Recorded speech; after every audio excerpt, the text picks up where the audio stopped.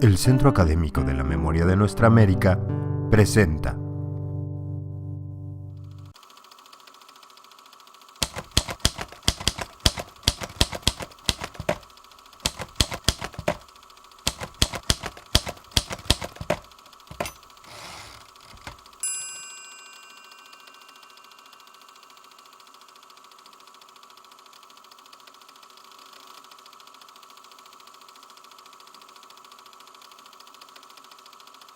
Como muchos de ustedes ya sabrán, la migración forzada centroamericana en tránsito por México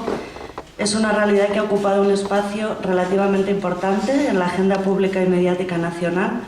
sobre todo a raíz de la masacre de los 72 migrantes asesinados en San Fernando, Tamaulipas, en el año 2010.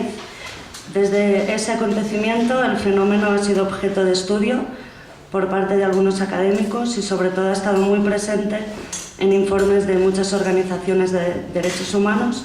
que han puesto en evidencia las múltiples violencias de las que las personas migrantes son víctimas en su paso por México. Para ello me gustaría empezar partiendo de dos premisas.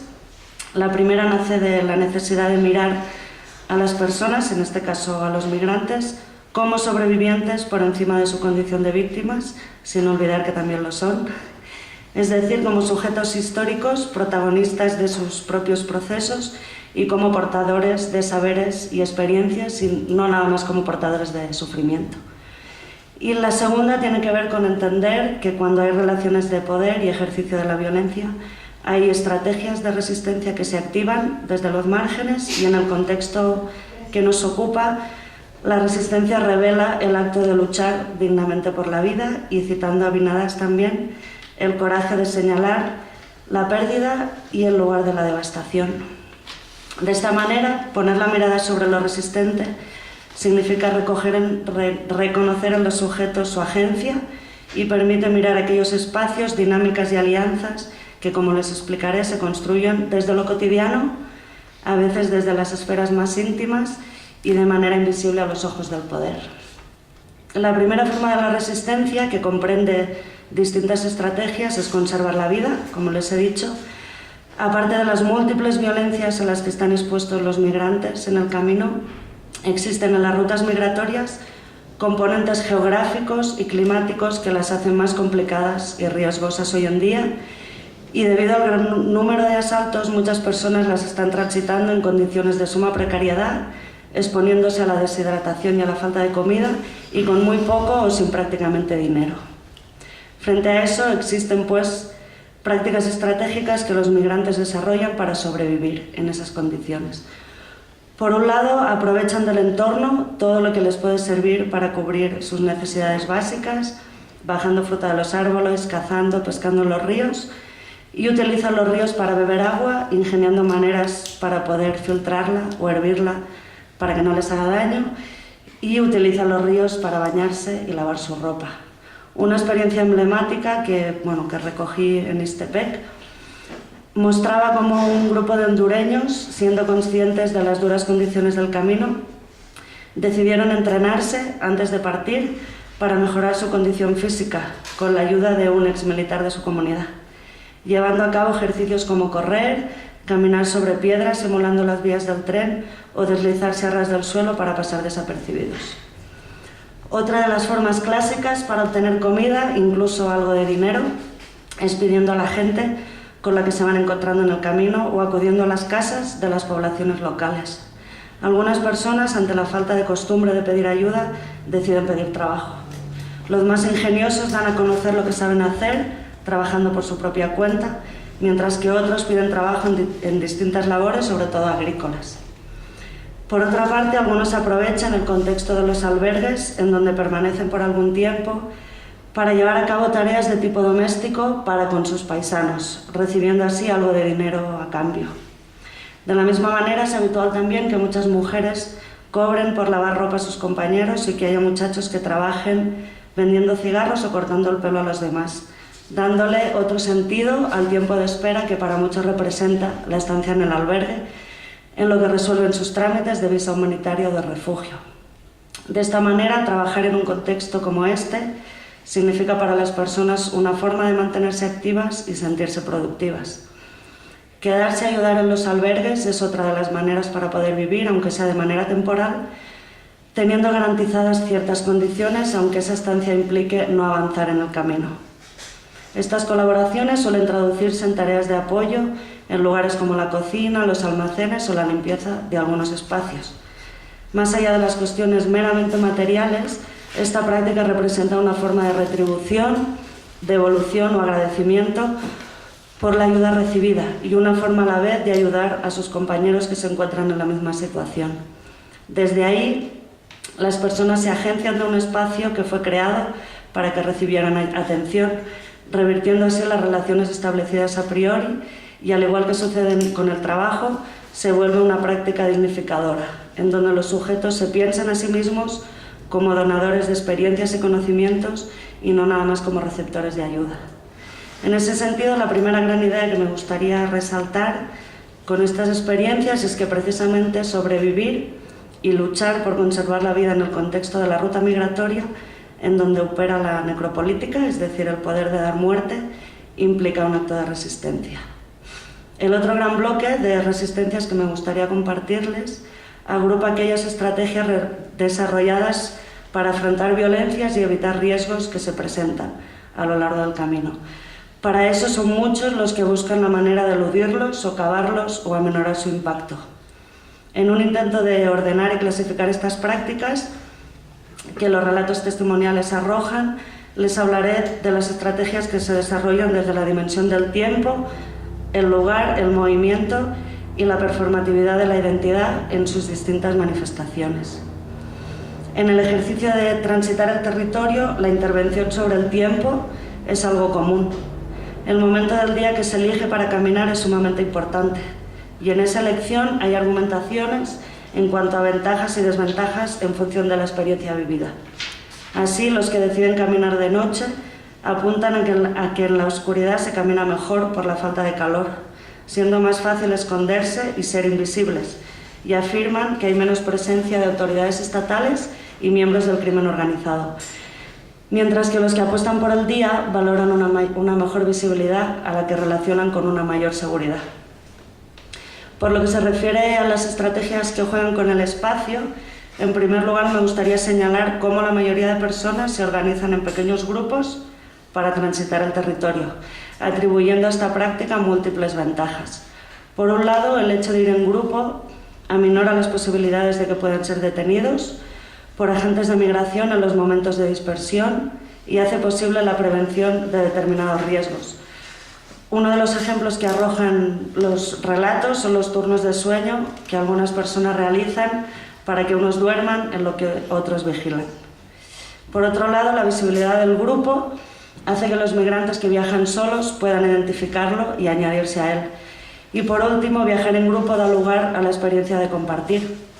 de apoyarse en otros, haciendo emocionalmente más llevable el trayecto en compañía, en donde se socializan los miedos y las esperanzas. Es en definitiva la expresión de la fuerza de la colectividad. Por su lado, las mujeres coinciden en que es mejor viajar acompañadas, sobre todo con hombres conocidos, y en ese sentido se han registrado experiencias de mujeres que han pactado una relación de pareja durante el camino con un hombre de confianza, para así intentar evitar, no sin garantías, pero para intentar evitar algunos riesgos como el abuso sexual que es tan frecuente en la ruta migratoria. En contraposición al grupo, hay otras personas que afirman que prefieren viajar solas porque así es más fácil esconderse y porque el grupo es uno de los elementos que los delata como migrantes a los ojos de las autoridades. Con esa misma intención de evitar riesgos, muchas personas manipulan e intervienen en lugares específicos del tránsito para su beneficio, desafiando los poderes que en ellos operan. Para pasar desapercibidos, algunos se sitúan en espacios estratégicos de los transportes que usan para desplazarse. De esta manera, algunos testimonios manifiestan cómo los autobuses se colocan en los asientos de delante, aludiendo a que los agentes de migración suelen ir directamente a los asientos hasta el final para pedir la documentación, invirtiendo así la lógica de esconderse por la lógica de la visibilización. En cambio, para el caso del tren, los más estratégicos suelen ubicarse en los vagones de hasta atrás para tener más margen de visibilidad si suben agentes de migración, que suelen hacerlo por delante para hablar primero con el maquinista, al igual que comentan que así como ir arriba del tren les da más perspectiva visual sobre el territorio, a la vez es mucho más fácil poder escapar o tirarse sin correr peligros, por lo que argumentan que es más preventivo a la violencia viajar abajo del tren. Por otro lado, existen aquellas estrategias que juegan con el movimiento a través de acciones como esconderse de los operativos de migración o los grupos delictivos, rodear casetas o retenes, fugarse o escapar de determinados espacios de encierro o peligro, saltar del tren en un momento de amenaza, etc. En ese sentido, otra de las ideas que me gustaría enfatizar es que en el marco de las políticas implementadas en México para frenar la migración y no dejar pasar, todas estas prácticas que amplían la posibilidad de avanzar sobre el territorio y alcanzar o intentar alcanzar los destinos soñados representan formas de la resistencia también, precisamente porque interpelan e intentan burlar esas políticas. Por último, me gustaría compartirles aquellas prácticas resistentes que tienen que ver con estrategias de transformación de la identidad, en donde convergen camuflajes, disfraces y travestismos. Como les comentaba hace un momento, debido al aumento de retenes y operativos de migración implementados con el Plan Frontera Sur y en un estado claro de persecución y cacería de migrantes, son muchos los que desarrollan mecanismos para aparentar ser mexicanos y evitar que los identifiquen como centroamericanos. Desde ahí, todas las personas entrevistadas coinciden en la idea de que un primer paso para no parecer migrante es ir muy limpio, bien peinado y con ropa nueva, sin mochila y sin gorra, ya que las autoridades asocian la imagen del migrante con un sujeto que va sucio y que siempre va con gorra y mochila. Por otro lado, es frecuente y funcional también a veces, según los testimonios, el uso de playeras de equipos de fútbol local o nacional, la incorporación en sus vestimentas de elementos que les permitan parecer trabajadores de la zona. Hay gente que se pone playeras de Pemex y empresas de la región, así como la aportación de objetos que les haga pensar a las autoridades que viven en esos lugares, como ramos de flores, regalos o cuadernos de alguna escuela, como ejemplo de algunas experiencias. Otra de las maneras para aparentar la identidad mexicana es adoptar el lenguaje y el acento local a la hora de hablar. Para ello se tiene registro de personas que han permanecido en los pueblos algunos días para aparentar la forma de hablar de la región, o que han escuchado con mucha atención durante el camino a los pobladores locales con el fin de imitar su acento. Por otro lado, muchos explican que durante los retenes migratorios, una de las formas que tienen los agentes para identificar a los migrantes es a través de una entrevista sobre cultura general de la región, que incluye nombres de políticos, conocimientos sobre la comida típica, cuestiones geográficas de la zona y hasta la repetición del himno nacional. Para poder hacer frente a ese interrogatorio y no ser interceptados, muchos dedican tiempo a aprenderse de memoria todas esas cuestiones. Por último, y como caso emblemático, registramos también el testimonio de un grupo de muchachos que performativizaron su identidad haciéndose pasar por mudos en varios retenes migratorios, práctica aprendida de otros compañeros en su país de origen. En definitiva, lo que me gustaría señalar con las múltiples estrategias relatadas hasta ahora es que en todas ellas se pone de manifiesto la capacidad de agencia, referenciando a Judith Butler, por parte de los sujetos en la medida en que se mantienen activos, creativos y cambiantes, produciendo modalidades alternativas de poder para establecer un tipo de contestación. A la vez, estas prácticas las podemos pensar como estrategias, según Edgar Morin, en tanto que le sacan ventaja al azar, aumentando las posibilidades del éxito, a no ser detenidos o violentados en este caso, y siendo estas entendidas como formas de acción, en tanto que decisión, elección y apuesta en un contexto de incertidumbre, en donde aparece lo inesperado y, por tanto, la necesidad de reinvención, como ocurre en los territorios de la ruta migratoria. Dicho esto, y esta es otra de las ideas que me parece importante,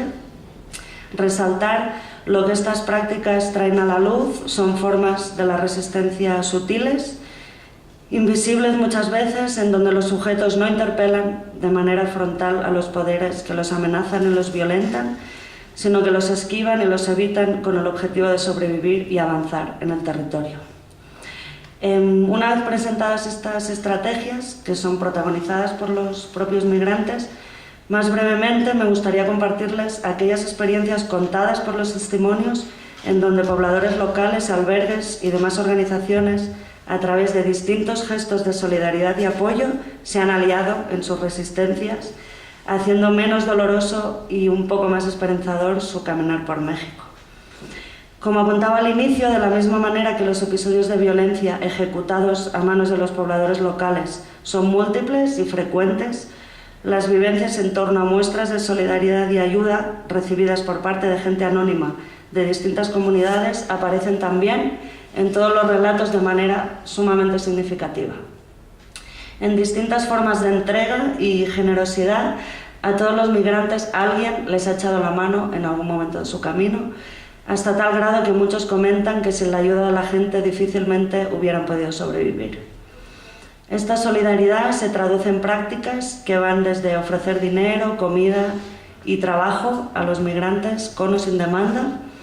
orientarlos para que puedan llegar a algún albergue, darles consejos para el camino, socorrerlos en situaciones límite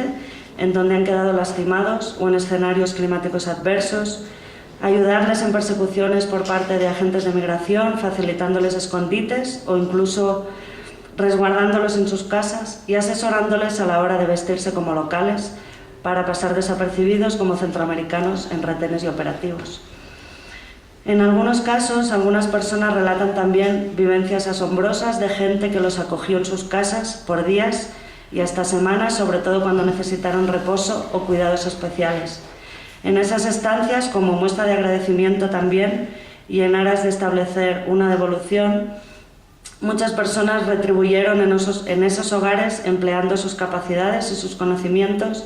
para llevar a cabo tareas domésticas de distintos tipos, gestando así relaciones de intercambio que se transformaron en algunos casos en verdaderos vínculos afectivos.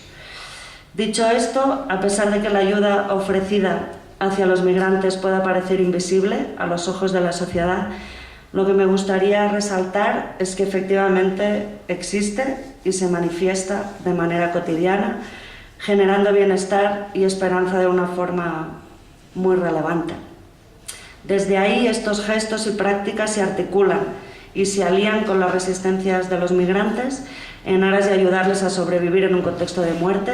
y avanzar sobre el territorio en un estado de persecución, como decía, representando así experiencias de fuga, citando a Duluth, ya que a través de ellas los migrantes activan nuevas conexiones y nuevas alianzas con los actores sociales que los apoyan.